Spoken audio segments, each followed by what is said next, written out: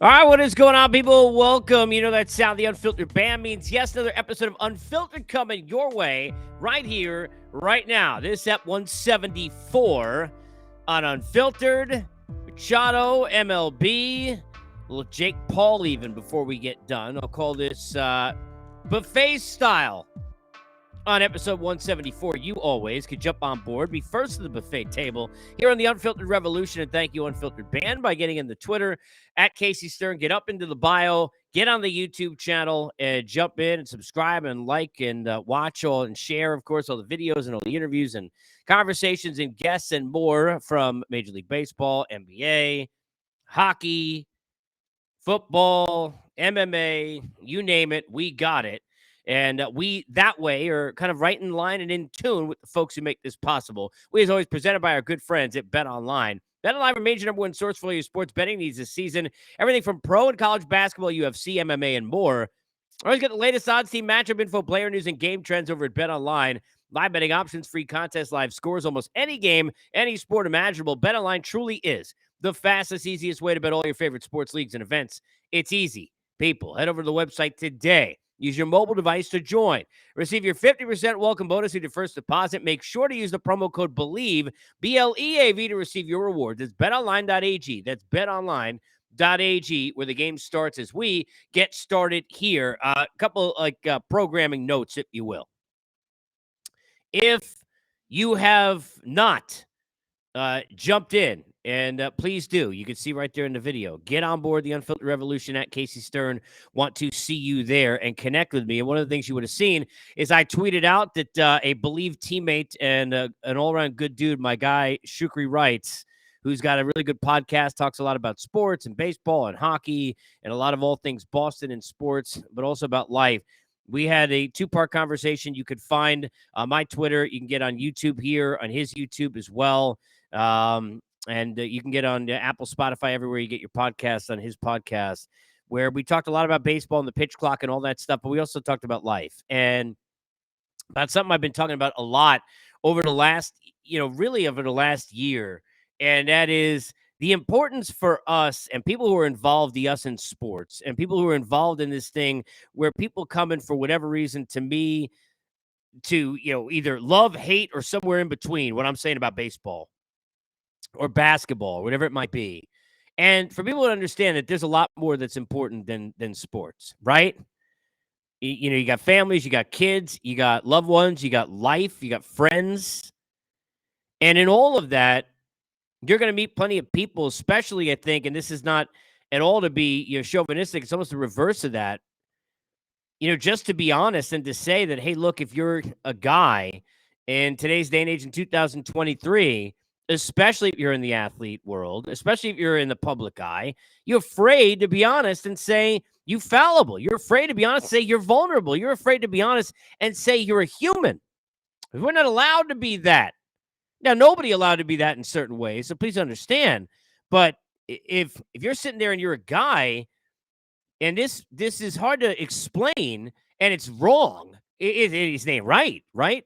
But you are built in a way that you are told that you are weak if you show emotion. You are weak if you have vulnerability. You're weak if you got issues. You're weak if you got things you got to go through. You're weak if you go through things we all go through. Now, it's a lot easier for somebody like me or any, male or female in their own personal life when it's not on a platform, when you're not an athlete, when you're not in the public eye. But it's hard no matter who you are. It's not easy. And especially if you're a guy, because let me tell you something, people, and I've been honest about this, and I talked about, a lot of different things on his podcast, but I've talked about this on mine too. I got no problem telling you, I've had the people I care about most literally point down and laugh at me and talk down to me and tell me that my tears mean I'm weak. That my tears mean I'm pathetic. That my tears mean I'm useless.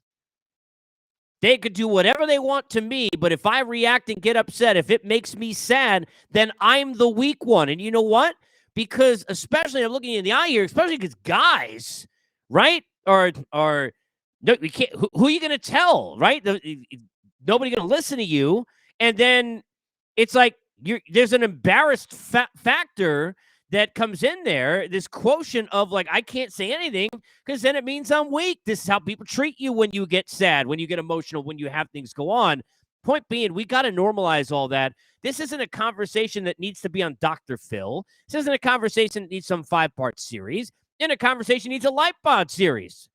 It's a conversation that people should be able to have every day, whether those people are male or female, whether they're old or young, whether they're policemen, firewomen and men, whether they're congressmen and women, or whether they're just somebody who's sitting there, working at the local bank, or somebody who's a crossing guard. It doesn't matter who the hell they are or where they're from or what their age is or what their background or the gender is. If you are a human being, you're allowed to have emotions. If you've been treated like garbage, you're allowed to be sad. That's just the way it is, right? We got to normalize some of that. So definitely check out that podcast if you so choose. In the meantime, I want to get into a few things here and kind of hit a bunch on this 174. Number one, Manny Machado with the 350, and with the extension.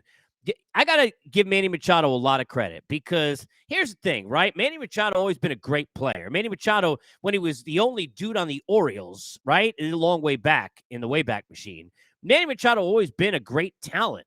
When he was a shortstop, he was a great talent. Move over to third base, he's been a great talent. When he was in Baltimore, when he was in LA, when he's now in San Diego, great talent, great talent, great talent. But talent never been the question for Manny Machado. Manny Machado's questions have been more based on, do you have the mentality to be great? Your talent is great, but do you have the mentality to be great? Are you going to be one of the greats? Or are you just going to be a great talent? And there's a difference. And for a long time with Manny Machado, we didn't know. We didn't know in Baltimore because then we said, well, it's in Baltimore and who knows? And, big fish, small pond. And then he went to L.A. and we're stepping on first baseman and, maybe we're not giving the effort, or maybe we're complaining about being injured when we're not, or all sorts of things. Maybe we're not coming through when we're supposed to, albeit he hit a huge home run in that series. I remember off the top of my head, was it game 6 against, or was it even in game 7 against the Brewers? Right? So, but we getting on him, and a lot of that was self-inflicted, and a lot of it was deserved. In a lot of the cases, we sat there and we said, well, wait a minute. I know Manny Machado talented. I don't know who Manny Machado is. I don't know what he wants to be. And right or wrong, and most of the time it's wrong, we sit here in the media and as fans, and we then go ahead and we decide what you are. We decide, are you going to be legitimized beyond what your talent is? And the back of the baseball card says, and we don't legitimize Manny Machado because of X, Y, and Z, right? Well, something happened on the way to the forum, as the saying goes, and that something was pinworm, or pinworm in quotes, because the Fernando Tatis Jr. thing, to me, forget about signing to San Diego, where I laughed at the time being on the air on Sirius XM when people said Manny Machado doesn't want to win. Manny Machado don't care about winning. Manny Machado doesn't want to win. He signed with the Padres. And I remember saying to people, and this before we knew all the moves San Diego's made since, before all the money that they have spent since, I remember saying to people, you ever been to San Diego? Have you ever been to San Diego? There is no winning that's a level of winning greater than getting paid $300 million to play a sport in San Diego. Sorry. So he already winning. But he's become a winner. Or always was, and it never got to show it. Or always was, but had some mishaps that went the other way. Regardless, there's not a question now. Something happened when Tatis Jr. went down that Manny Machado just took on this extra thing. And I think it's a combination of that and Juan Soto coming in, because it's Fernando Tatis Jr. Suddenly you're not the guy. He better than you. He younger than you, right? He's a bigger star than you, right? Then there's Juan Soto coming in. He better than you. He younger than you. He a bigger star than you, right? He coming in to save everything, right? I think Manny Machado kind of looked at that as a challenge and stepped up, but not just the play and the MVP caliber play, but I think stepped up everything about the way he is. And he became a leader, and it showed. And I don't know how much he would say this or admit this, how much is us reading into it, me reading into it now. But to me, we watched the growth of a leader last year, and good for you. absolutely applause for sure and deserved. Great talent, but now a winner and a guy who's an all-around great player, seems to be a great teammate, and now we're talking. Now we're elevating, and now we can't let you go out the free agency, and certainly we know the Padres can back the truck up. Tried to do so for Judge for $400 million, paid Machado, paid Xander Bogaerts, who I love to death, but he went from a criminally underrated player to a criminally overpaid player, $200 million, $80 million, right? You know, they're going for it with everyone they can, trying to get dudes, bring them in. Went after Trey Turner. Doesn't matter. They got shortstops. They already had Tatis Jr. and Kim, who, by the way, a hell of a shortstop in his own right. And they still going after Turner and then got Bogaerts. Doesn't matter. But they could have easily said, hey, look, we'll just let Machado walk. We'll slide Bogaerts over to third. Kim could certainly play there. Tatis Jr. could play there. We still got a third baseman and a shortstop. What the hell do we care? And then we'll just go after Ohtani or whoever else. They could have done that, but they didn't. And kudos to A.J. Preller. Kudos first and foremost to that ownership that has gotten behind this organization. I don't know if it's going to net him a championship. I don't know if it's going to net him a division title, even though right now they are poised to me to be clearly right there in the mix and maybe actually a more talented team for the first time than the Dodgers. Everybody talking about arms races and cutting gaps and all this stuff last couple of years. I ain't having none of that. But right now, they may be the more talented team than Los Angeles, who lost the law firm of Turner in Trey and in Justin, who still got injuries and things to deal with, and an older version of Kershaw, and younger players they need to rely on more like Lux. And I don't know what I'm getting out of some of that with the Dodgers. So for me, right now, San Diego looking pretty. And they also not done. And they're ready to spend, and they're ready to win. We always talk about all the Steve Cohen money, like he's ruined Earth because of it. Padres ready to spend money too, okay? Let's be fair. So kudos to them. And kudos to Manny Machado. He deserves it. Deserves it. Good for him.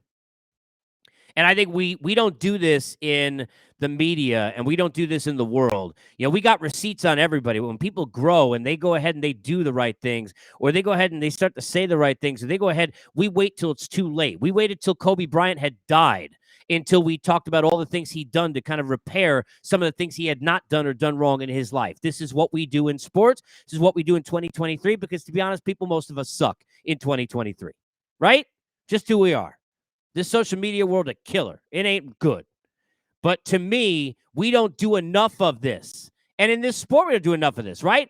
With David Price, we wait till he gets $30 million and ends up a reliever who can't really pitch or missed out in a COVID season we wanted him to throw because of money or whatever. And we got on him for all the times he failed. But nobody, when he came in and was throwing out a relief for the Red Sox and then turning back and being a starter and giving you the performance both in the back end and the front end that Chris Sale wasn't giving you that time, and Kimbrel couldn't do that time, and he that dude, we're not giving him that due, right? We didn't turn around and say, oh. You know, I watched Kyle Lowry in a finals run that I covered with Turner sit there and go. Everybody was Kyle Lowry. He not a star. Kyle Lowry. He not a leader. Kyle Lowry. Well, I don't. What is he? He's not that good. Then he's leading the team to a championship. Can we give the guy some love? Manny Machado deserves it. Give it to him. Give him his flowers. Deserves it. A lot of people giving the pitch clock flowers, and they should. Pitch clock deserves it too. I joked today, I'd like to see it in my kids' carpool line. I think it would be great at the DMV. I'm looking for things we can then attribute and pass the pitch clock onto. Give me pitch clock everywhere. Give me pitch clock everywhere except at the dinner table or in bed. Give me pitch clock, pitch clock, pitch clock. Everywhere except dinner table and in bed. Or any table with food. Or any bed. All right? Give me pitch clock. We need all this shorter. And the pace is quicker. Now, I love the people that are these baseball purists that are sitting there and say, well, I don't like it. It's ruining the game, right? Yet the game when they grew up was being played much shorter. Did they not pay attention? The game when they grew up was being played at more of this pace. They didn't need a clock then. You want to get on that, you can. Their athletes then didn't need it. You want to get on that, you can. But these athletes do, clearly to advance and go backwards and to go forwards in terms of pace, but the time is more like what you grew up with than not. So how are you telling me? So other than the clock, which, by the way, aesthetically I don't like either, what are you telling me?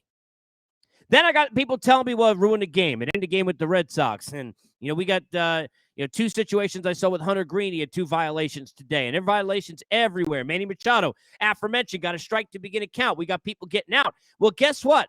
Rather that now, the whole point is for that to happen now so it doesn't happen in September. Now, I'm not going to tell you April because it's going to happen in April, especially with the WBC and this disjointed nature. It ain't going to be enough for all this to get through. And all of a sudden we sit there April 4, 5, whatever it is, and it's all roses and Hallmark cards because it ain't going to be that way. All right? It's going to take some time. But by the middle of the season, you're going to be there. And if this lasts for 50 years, no one's going to be sitting there and saying, geez, I wish I had those 3 months back where 6 or 7 dodos didn't get it by then. It's going to happen. But don't give me, the first day of spring training, we realize that, I love these over-aggressive tweets. Like, to me, I love the Seinfeld episode where they're at the Chinese restaurant. Caught, right? Right? And he's sitting there and they're waiting for a table. And the whole episode, they're waiting for the table. And it's like we used to be when we're ordering food, people. You remember that? Domino's? Yeah, within 30 minutes, right? You'd be ordering that local pizza and you call up that dude and you're like, man, I got 3 kids here. And you're like 12 calling. But I got 3 kids here. And they haven't eaten in like 38 weeks. I mean, they were just on a Sally Struthers commercial, these kids. And they ain't eaten. And because of you, they haven't eaten now in another hour and 20 minutes, right? And people will be, I'm so sorry. Here's a free pie. And they freak out. And we just left. And are you sure you're on your way? And how long until? And then you call back. Well, you said you're on your way 20 minutes ago. Well, now it doesn't work that way because now we got receipts. And now DoorDash saying to you, well, to be honest, use a TV term, the total running time is 17 minutes, sir, because you ordered at 8:15 and it's only 8:32. Change the game, right? That's kind of where we're at now. A lot more receipts than there used to be. But to me, with the game of baseball and where we're at, right, we got to understand that we can't go overboard and be that I've been waiting for 3 days for food. We can't go overboard and say this is going to ruin the game. The game over. The game ruined. Baseball's gone. I mean, really? You're not going to watch it? It's like I love these people. It's like, honestly, and I said this, the closest I've ever come to this about a player or a team in my whole life being like, nah, like I can never root for that dude or root for that team or watch a sport was when that thing happened with the dogs with Michael Vick. And I love animals. I was like, I don't know if I could do that anymore if I was an Eagles fan or a Falcons guy. I don't know if I could do that, right? But it ain't that. Where you go? Like, come on, really? You're not going to watch? I'm not watching baseball because a game got ruined by the pitch clock in spring training down in Fort Myers, whoever the hell it was, that you weren't watching anyway? What the hell you give a crap about that? The answer is you don't. You're just trying to come up with some garbage. Some total, utter garbage. People, come on now. Let's watch this thing transpire. The game's quicker. The games are shorter. There's going to be less time to go to the bathroom, get a bathroom break because you in it to win it, and that's a good thing, especially when we need the kids that are on TikTok for 36 seconds at a time to be in it to win it. Good thing so far. Flowers, for sure, overall. Not perfect, overall so far. LED lights, I don't need them the size of previously on 24 at the beginning of the screen. I think we can leave them in a bug somewhere in a better spot. I think we'll figure that out. We'll figure out which TV station, which regional does it the best. Everyone else will copy, and I'm fine with that. We'll figure it out. Not a long one today. Just a quickie here on something non-baseball, on this whole scenario with Jake Paul and boxing. Now, I love combat sports. I've watched combat sports my whole life. I love boxing. I love MMA for 20 years. I was a fan of the UFC really even a little bit, but heavily into at the time, tough one, right? And there have been a lot of people that have gotten in the last 20 years since, and that's all fine and well, but I don't miss much. I don't miss many pay-per-views. I don't care if it's at the crappy Apex I can't stand. I watch everything in the UFC, and boxing to me kind of died for a while. And I got to be honest with you, when the first Jake Paul Triller or whatever it was at the time, garbage happened with Nate Robinson, I ain't watching that live, and I was like, this is some garbage. But I got to give credit where it's due and then take away where it's not, all right? First, where it's due. I watched this fight. I spent $50 on this fight. I was interested enough to see what happens in this fight. If you did that to me, there are probably a lot of other me's, and kudos to you. Now, certainly, I'm soaking up any kind of combat sports I can, but you got me in there, and kudos to you, because I can't name all the IBF and WBC and WBO champions right now. Neither can any of you. I don't care. Don King don't know who they are. All right? Sorry. So, I know Adonis Creed. Is he on there? Seriously. So kudos to you. And kudos for the fact for Jake Paul that you are absolutely, if you would like to be, which I'm not buying necessarily, but if you would like to be a boxer, you're a boxer. Are you the greatest boxer that ever lived? No. Are you ever going to win a belt? Most likely not, even with as crappy as they are today. Most likely not. But are you a good enough boxer to have a career? Because boxing, in part, is what you can do in the ring, in part, the athleticism, in part, your ability to improve, and in part, your ability to sell. And you got all that at different levels, and the package is more than enough. You can be a boxer. You probably could be a boxer in the next 10 years of your life. And you could probably be up there and get ranked at some point for sure. Because of we see the advantageous nature of the timeline you've had and how much better you got, right? But then we also got to be real about this. You lost the fight.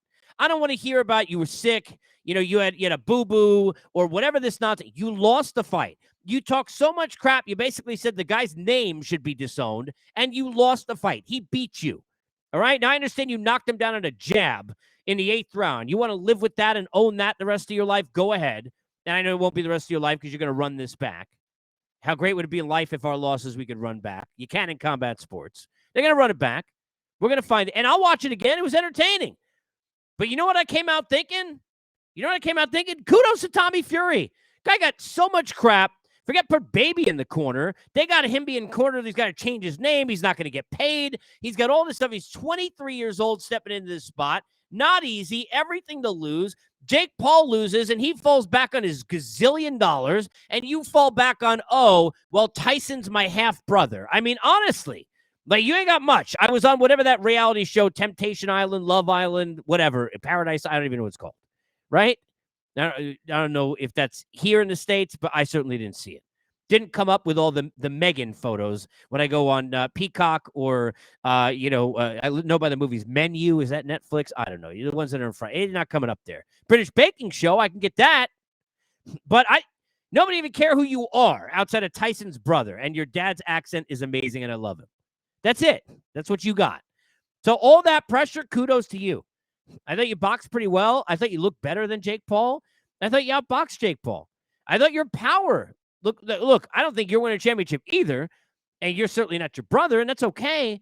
But I thought you looked like you had more power than Jake Paul for all the overhand right nonsense. To me, it looked like your shots overall more powerful too. Kudos to you. That's hard. That's hard being in that spot. Go up against the world and do that. So kudos to you. But I watched the fight. You got my $50. Sure, a lot of other 50s elsewhere, right? So, you did something right. Is it John Jones' return, Cyril Gaunt? No. That'll be up next. We'll talk about that, among other things, on other Unfiltereds to come. Whether it be life, whether it be sports, come here and just be yourself. End of the day, people going to crap on you in this world and in this life. They're going to crap on you if you are honest with them. They're going to crap on you if you are honest about yourself, to yourself, and with yourself. But the best thing you could do is stand up and move forward. Take it from somebody who has been pooped on PG Family Show plenty in his life. And I'm still here, and so are you. And we are here on Unfiltered because we are presented and brought to you by our good friends at BetOnline.